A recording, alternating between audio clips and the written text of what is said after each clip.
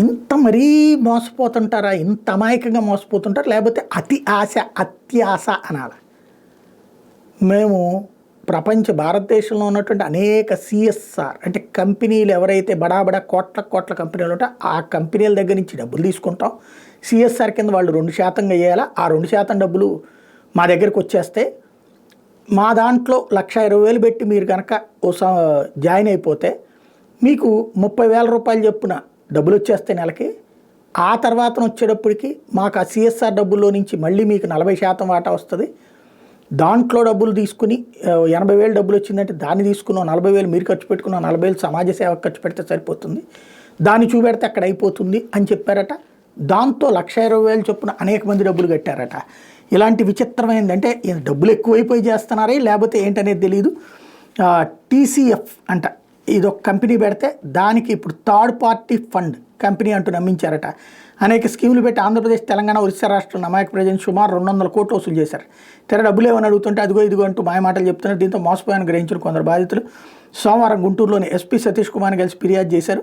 పెదనందిపాటికి చెందిన గోవాడ సంజయ్ శివపార్వతి, షేక్ హుస్సేన్ వలి గతంలో crypto coins తరహాలో కీబో కాయిన్స్లో పనిచేశారు. ఆ టైంలో వాళ్ళ గుంటూరులోని రాజేంద్ర నగర్కి చెందిన వేజండ్ల శివకుమారి అనే మహిళతో పరిచయమైంది. థర్డ్ పార్టీ ఫండ్స్ అనే కంపెనీ ఉందని, ఈ కంపెనీ పేదలను ఆదుకునేందుకు ప్రపంచవ్యాప్తంగా ఉన్న కార్పొరేట్ కంపెనీలు తమ లాభాలు 2% వాటాను కార్పొరేట్ సోషల్ రెస్పాన్సిబిలిటీ ఫండ్ కింద ఈ కంపెనీలకి కేటాయిస్తాయని శివకుమార్ నమ్మబలికింది. నలపాడికి చెందిన నవీన్ టీపీఎఫ్ కమాండర్గా కంపెనీకి సౌత్ ఇండియా హెడ్గా పరిచయం చేసింది.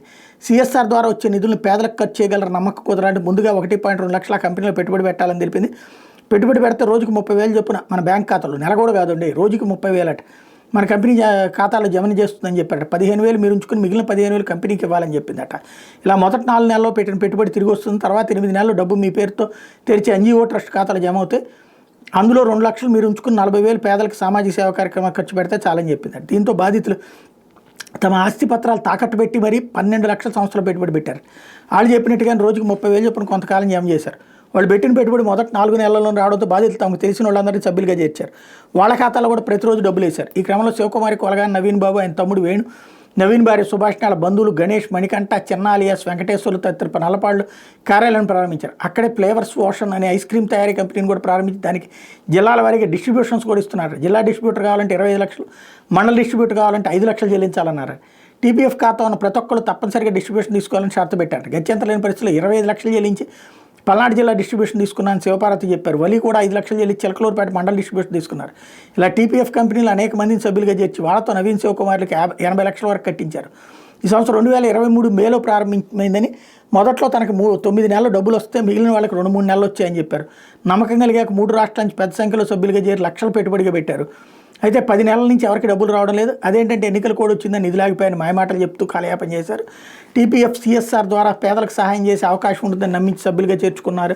కాకినాడ జిల్లా జగ్గంపేటకు చెందినటువంటి బి క్రాంతి కుమార్ దంపతులు గుంటూరులో ఎస్పీకి ఫిర్యాదు చేస్తే ఒక్కొక్కరు 50 మందిని సభ్యులుగా చేర్పిస్తే వాళ్ళకి నెలకి 8 లక్షల చొప్పున జీతం ఇస్తామని చెప్పారట.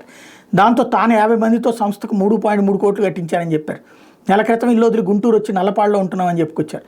నవీన్ బాబుకు ఫోన్ చేస్తే కాంబోడియాలో ఉన్నాను, తర్వాత దుబాయ్ వెళ్ళాలి, అమెరికా వెళ్ళాలి, బ్రిటన్ వెళ్ళాలంటే మాయమాటలతో కాలం గడుపుతున్నాడని చెప్తున్నారు.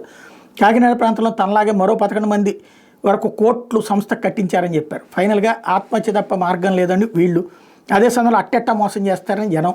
ఓవరాల్గా ఇలా కూడా మోసపోతూనే ఉంటారు.